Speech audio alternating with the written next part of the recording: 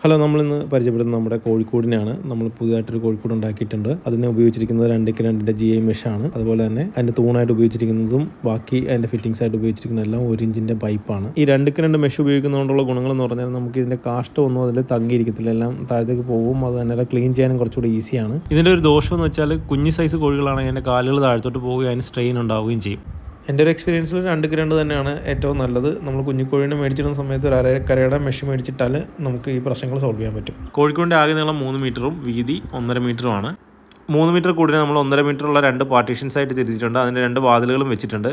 ഇപ്പോൾ നമ്മൾ ഒരു സൈഡിൽ മാത്രമാണ് കോഴികളെ ഇടുന്നത്. നമ്മുടെ കോഴികൾ 12 എണ്ണവും ഈ ഒരൊറ്റ സൈഡിലാണ് ഇരിക്കുന്നത്.